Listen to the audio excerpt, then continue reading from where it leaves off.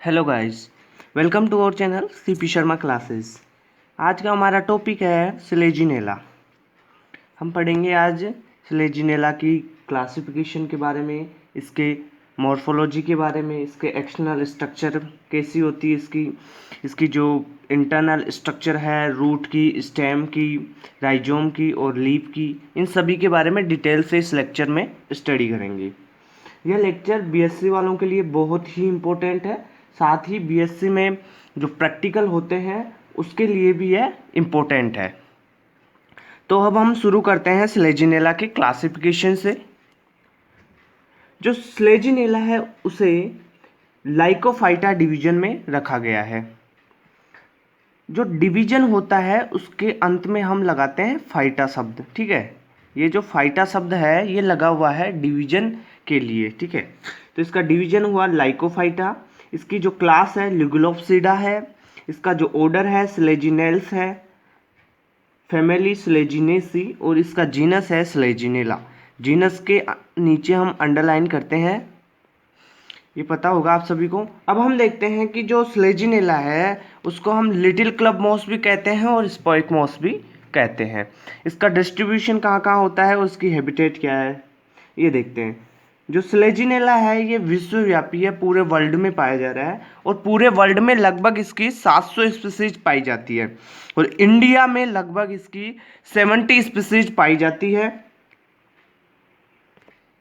India में जैसे इसकी स्पीसीज हैं स्लेजिनेला क्राउसियाना, स्लेजिनेला पेलिडिसिमा, स्लेजिनेला क्राइसोकोकस कोलस और स्लेजिनेला क्राइसोराइजोस, स्लेजिनेला मोनोस्पोरा। ऐसी बहुत सी स्पीसीज हैं जो इंडिया में पाई जाती है।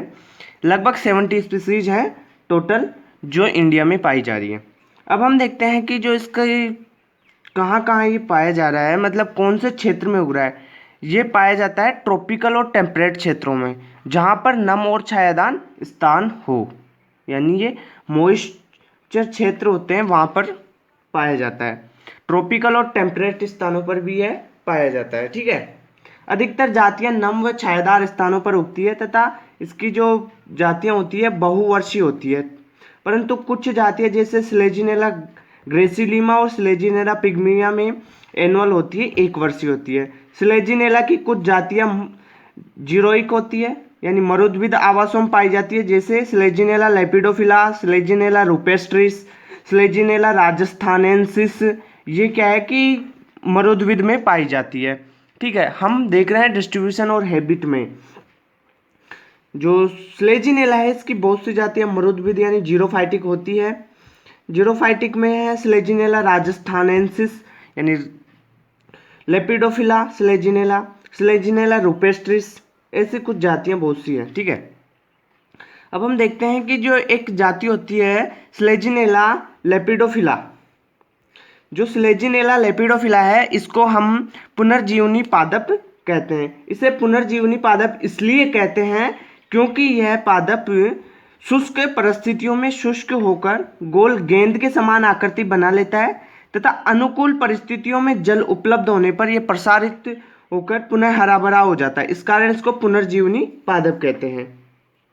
जो इसके प्लांट होते हैं स्लेजिनेला के, उसमें क्या पाया जाता है, उनमें स्वभाव में विभिन्नता पाई जाती है और अधिकतर इसकी जो जातियां होती है वो होती है क्रीपिंग वाली और प्रोस्टेट शान वाली होती है, ठीक है।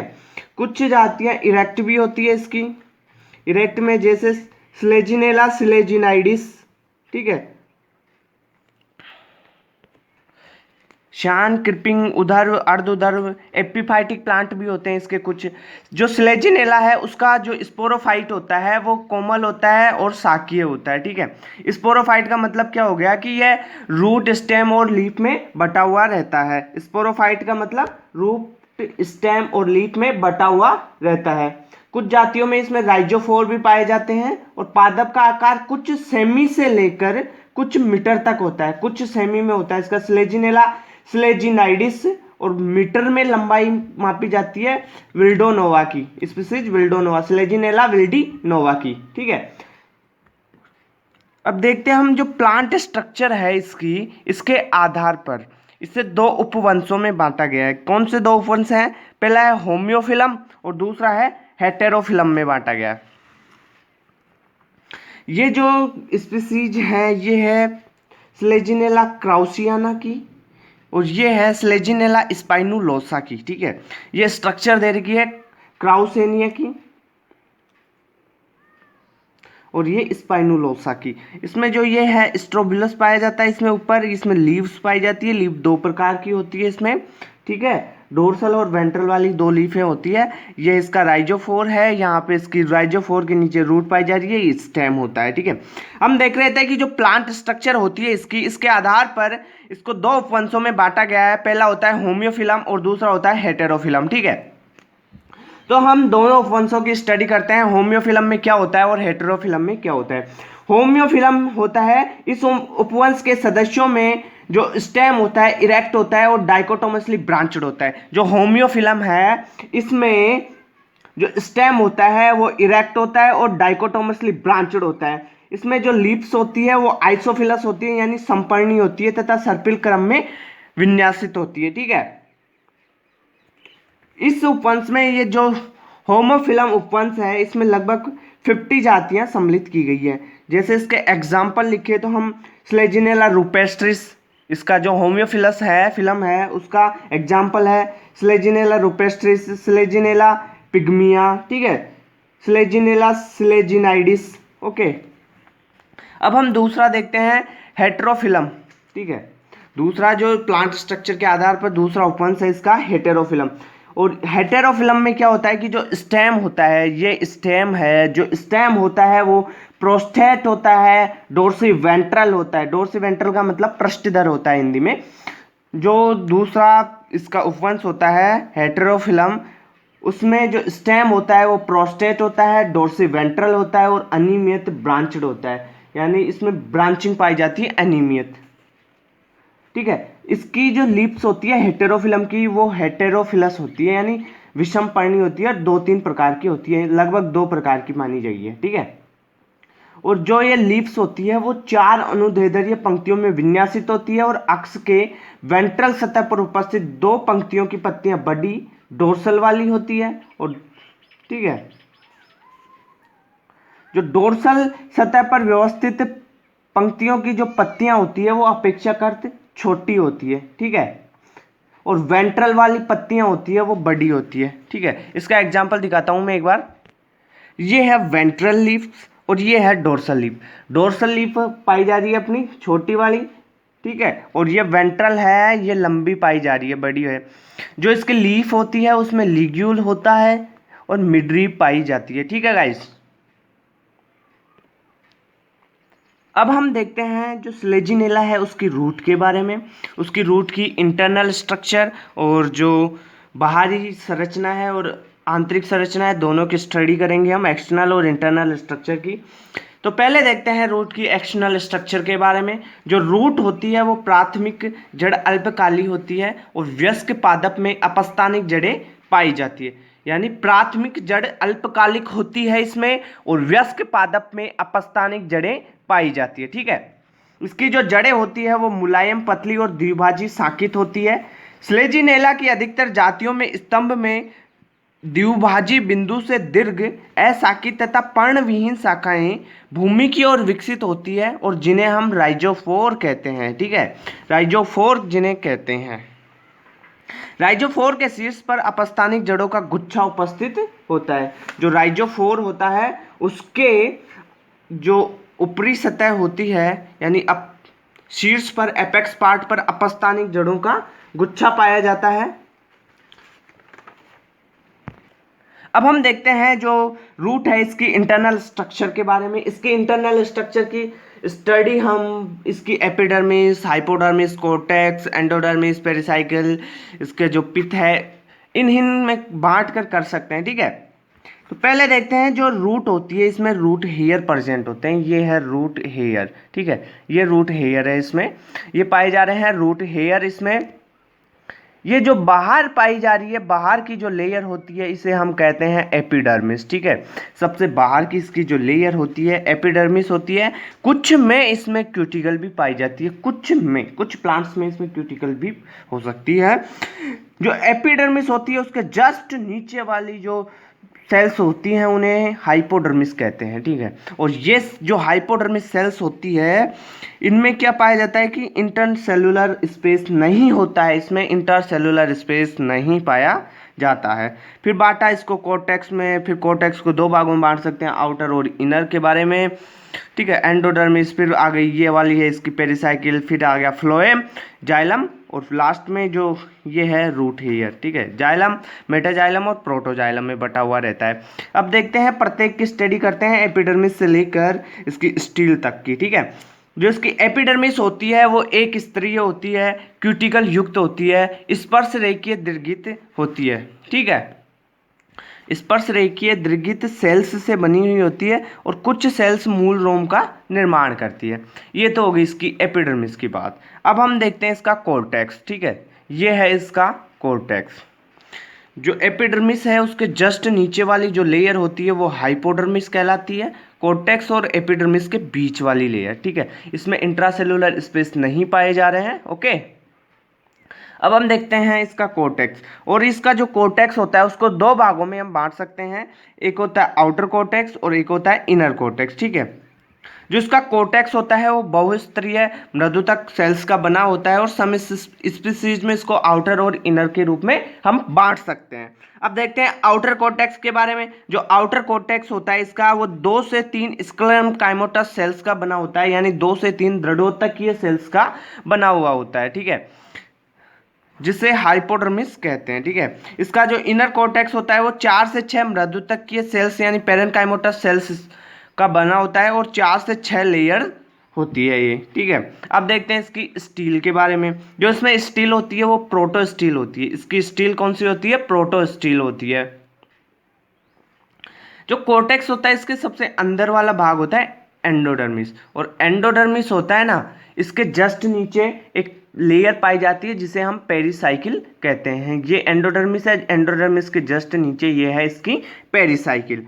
जो स्टील होती है ये स्टील प्रोटो स्टील होती है जो 1 से 3 स्तरीय पेरिसाइकल्स द्वारा घिरी होती है। केंद्रीय जाइलम एक आदिधारुक यानी मोनार्क और एक्जार्क होता है। फ्लोएम होता है जाइलम को चारों ओर वलय के रूप में घेरे हुए, यानी फ्लोएम जाइलम के चारों ओर वलय के रूप में उपस्थित होता है। तो ये हो गई इसकी रूट की इंटरनल स्ट्रक्चर। अब एक बार देख लेते हैं, ये है इसका एपिडर्मिस। एपिडर्मिस पे क्या होता है, इसमें मूल रोम पाए जाते हैं यानी रूट हेयर पाए जाते हैं। ठीक है, कुछ रूट हेयर्स पाए जाते हैं। एपिडर्मिस की कुछ सेल्स ही रूट हेयर्स का निर्माण करती है। एपिडर्मिस के नीचे होती है इसकी हाइपोडर्मिस। सब कोर्टेक्स होता है, कुछ जातियों में इस कोर्टेक्स को आउटर और इनर के रूप में बांट सकते हैं। ठीक है, जो इसका इनर वाला और आउटर वाला जो कोर्टेक्स होता है, आउटर कोर्टेक्स 2 से 3 स्क्लेरोकाइमोटस लेयर्स का बना होता है और इनर वाला पेरेनकाइमोटस सेल्स का 4 से 6 लेयर्ड का बना हुआ होता है। इसकी स्टील होती है प्रोटो स्टील। ठीक है, इसमें एंडोडर्मिस पाई जाती है, एंडोडर्मिस के जस्ट नीचे पेरिसाइकिल होती है। फ्लोएम होता है ये, और ये फ्लोएम जो जाइलम होता है, मेटाजाइलम और प्रोटोजाइलम दोनों को घेरे हुए रहता है। ये है इसका मोटे वाला भाग होता है मेटाजाइलम, और ये है भाग इसका जो है ये प्रोटोजाइलम है। ठीक है गाइज,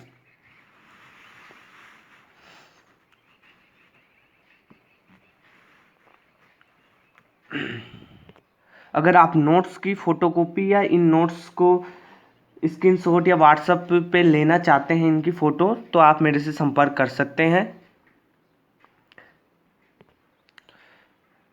ओके गाइस, अब हम देखेंगे राइजोपोर के बारे में। जो राइजोपोर होता है उसकी इंटरनल स्ट्रक्चर को देख लेते हैं।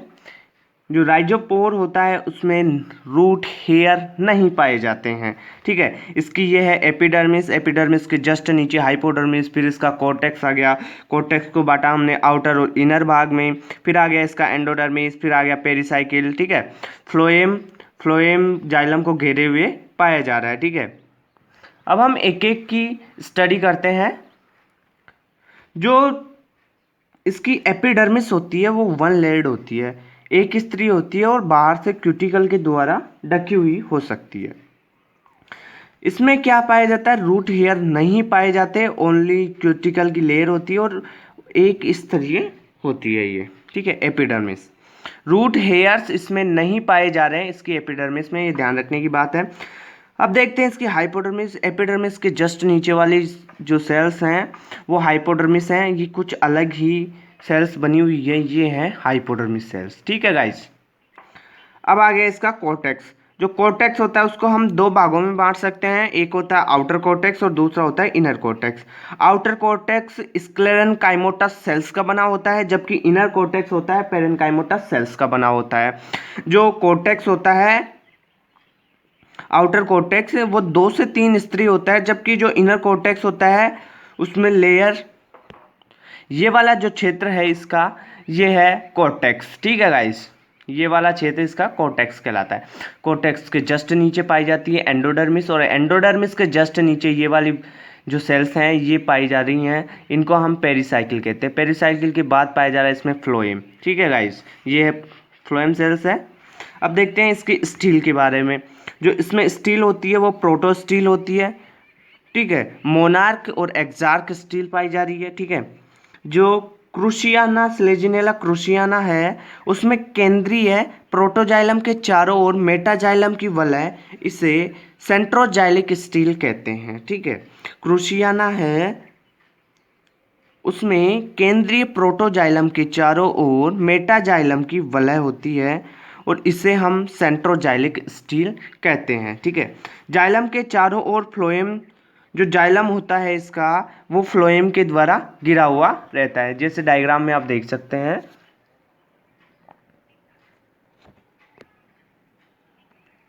ये है इसका फ्लोएम और ये है इसका जाइलम, ये मेटाजाइलम है और ये है इसका प्रोटोजाइलम।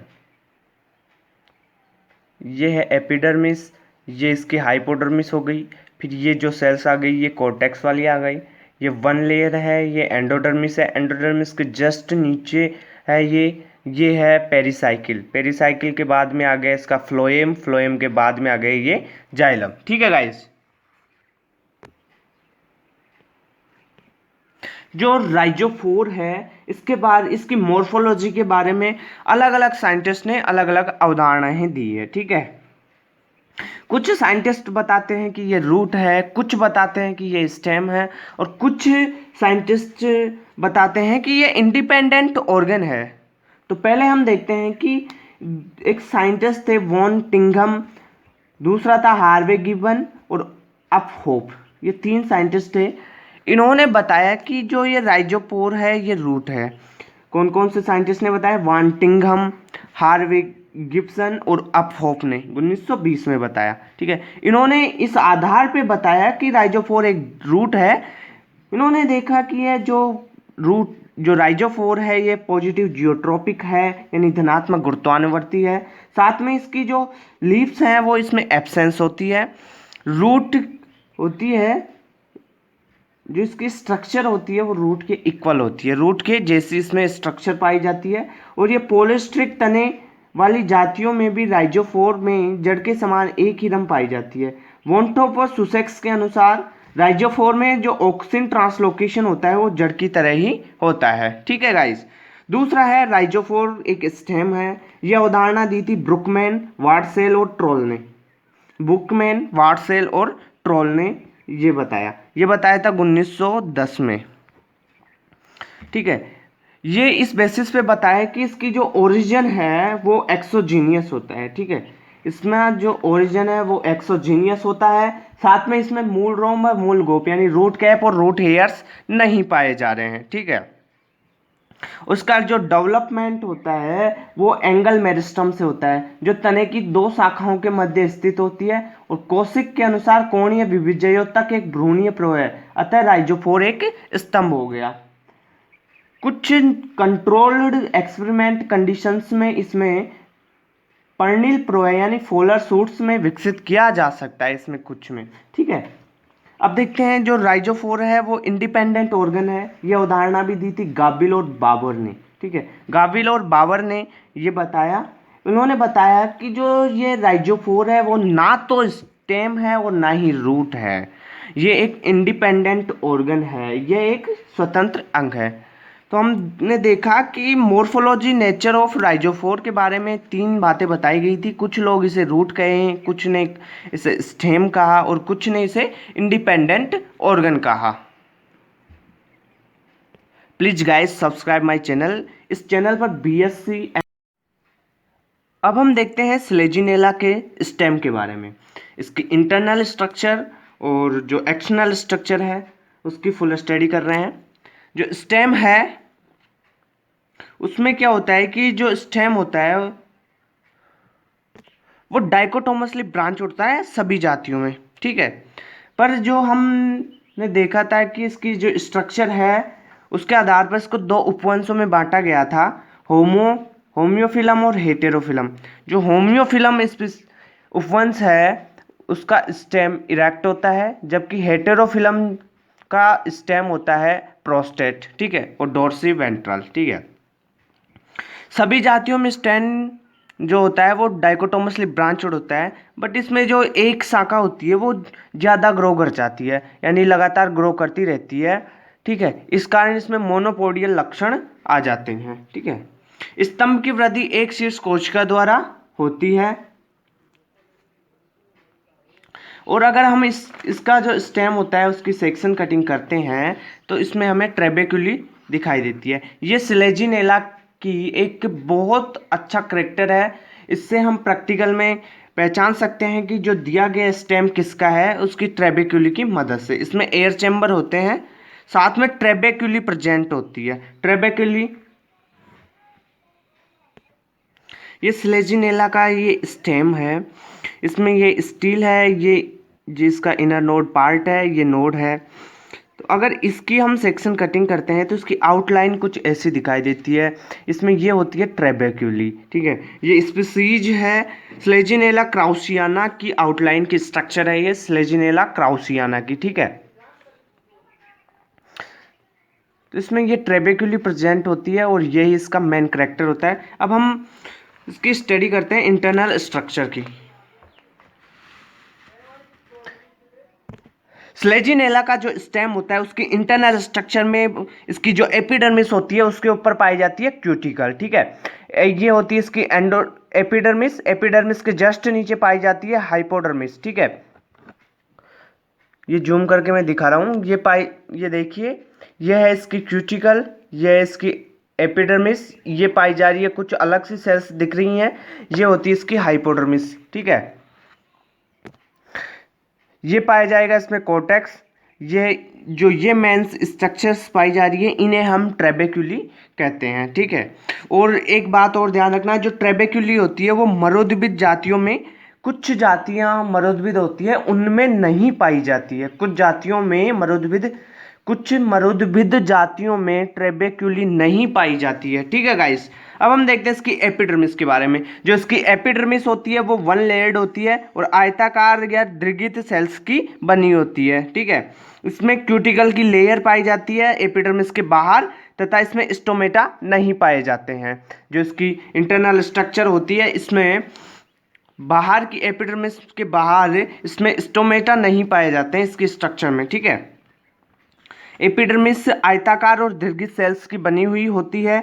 अब देखते हैं इसके कॉर्टेक्स के बारे में। इसका जो कॉर्टेक्स होता है ये भाग इसका कॉर्टेक्स कहलाता है। कॉर्टेक्स और एपिडर्मिस के बीच में जो ये है इसे हम हाइपोडर्मिस कहते हैं, ठीक है।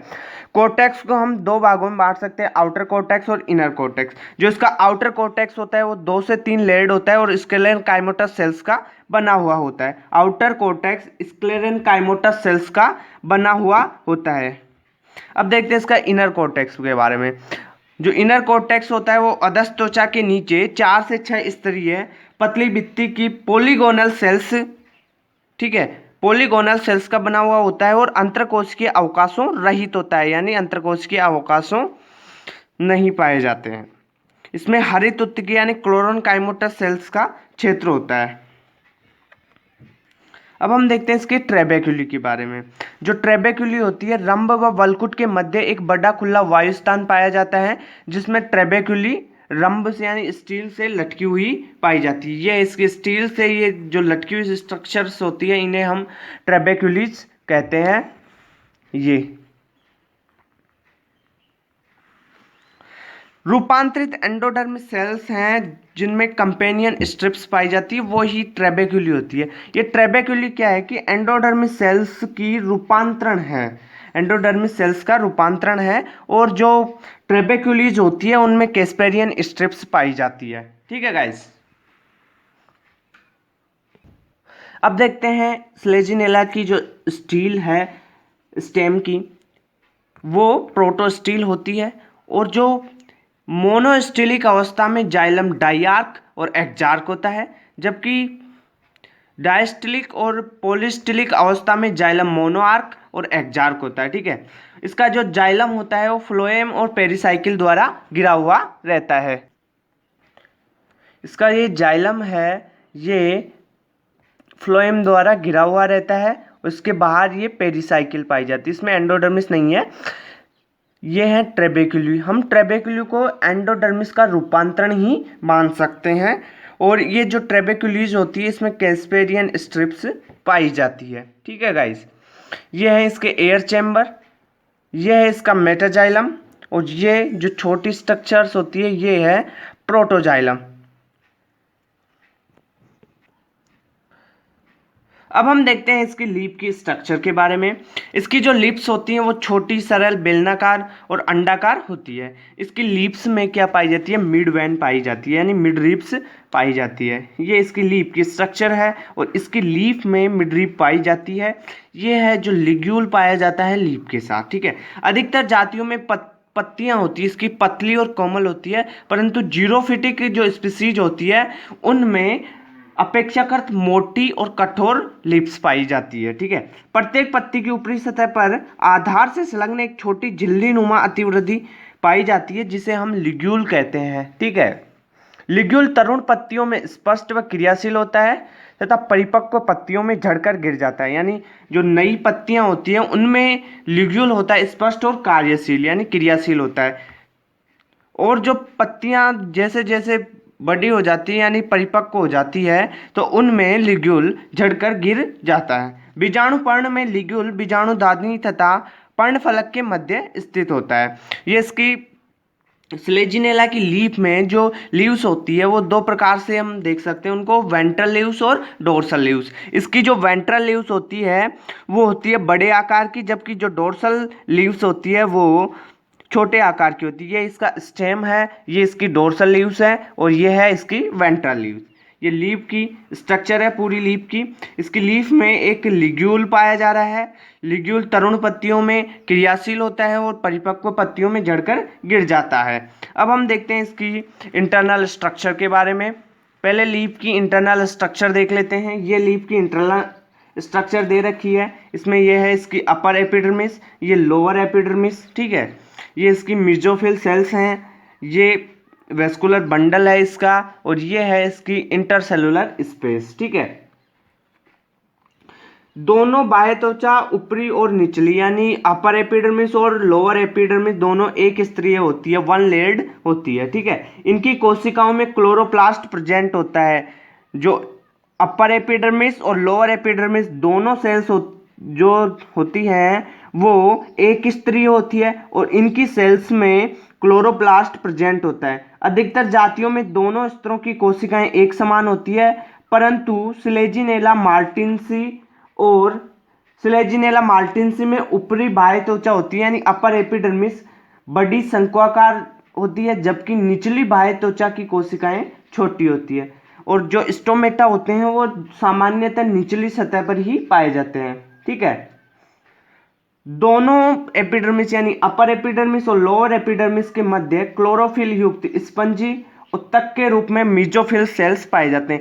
ये जो अपर एपिडर्मिस है ये है इसकी लोअर एपिडर्मिस, दोनों के बीच में मेसोफिल सेल्स पाए जाते हैं। ठीक है, कुछ जातियों जैसे स्लेजिनेला मार्टिनसी में यह स्पॉन्जी और पेलिसेड उत्तक में विभेदित होता है।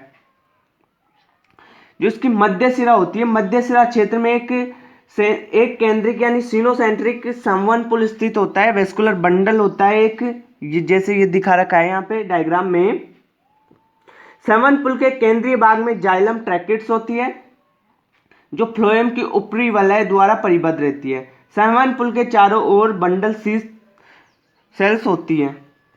ये इसका वेस्कुलर बंडल, इसके चारों बंडल शीथ सेल्स भी होती है जो फ्लो, और ये जो इसमें जाइलम की ट्रैकिट्स होती है जो फ्लोएम की वलय द्वारा परिबद्ध रहती है, यानी ढकी हुई रहती है। अब हम देखते हैं जो लिग्यूल है उसके स्ट्रक्चर के बारे में। ये लिग्यूल की स्ट्रक्चर दी हुई है। लिग्यूल का आधारी अर्धगोलाकार भाग होता है, उसे हम ग्लासोपोडियम कहते हैं। जो अर्ध आधारी भाग ये भाग है, इसे हम ग्लासोपोडियम कहते हैं, जो लंबी पतली भित्ति युक्त कोशिकाओं का बना होता है। लंबी पतली भित्ति युक्त सेल्स होती है ये, और इन्हें ग्लासोपोडियम सेल्स कहेंगे। ठीक है, ग्लासोपोडियम के आधार पर चारों ओर प्यालेनुमा संरचना ग्लोपोडियम, ठीक है, शीत होती है। ये जो है ये स्ट्रक्चर, ये है ग्लोपोडियम शीत, यानी ग्लोपोडियम सेल्स होगी, उनके चारों ओर एक शीत बन जाती है, यानी एक आधार के चारों ओर प्यालेनुमा संरचना बन जाती है, जिसे हम ग्लोपोडियम आच्छद या ग्लोपोडियम शीत कहते हैं, जिसकी नलिकार कोशिकाएं पत्ती के उत्तक में धसी रहती है। और लिग्यूल की मुख्य काय सघन साइटोप्लाज्मी घनाकार और पेरेन्काइमोटस सेल्स से बनी हुई होती है। जो ये लिग्यूल होता है, इसका जो निचला भाग होता है, ये भाग, इससे कहते हैं हम ग्लोसोपोडियम। ये भाग होगा, ये ग्लोसोपोडियम कहलाता है। ये सेल्स हैं वो ग्लोसोपोडियम सेल्स हो गई इस वाली। ये जो बाहर वाला इसका आवरण है, ये प्यालेनुमा आकृति, इसे हम ग्लोसोपोडियम शीथ कहते हैं। ठीक है, ये जो सेल्स पाई जाती हैं इसे लिग्यूल बॉडी कहते हैं। ये वाली जो सेल्स हैं इसे लिग्यूल बॉडी कहते हैं। और एपेक्स ऑफ लिग्यूल है ये, ऊपर से एक पतला वाला भाग बन जाता है लिग्यूल में, वो एपेक्स ऑफ लिग्यूल कहलाता है। Guys please subscribe, like, share my channel. मेरे चैनल पर बीएससी, एमएससी और नीट की वीडियो क्लासेस डाली जाती हैं। बीएससी का पूरा सिलेबस मेरे चैनल पर फ्री ऑफ कॉस्ट उपलब्ध है। आप प्लेलिस्ट में जाकर चेक कर सकते हैं। मेरा चैनल है CP Sharma classes. Please subscribe, like, share my channel. Thank you guys, thank you so much. जय हिंद, जय भारत।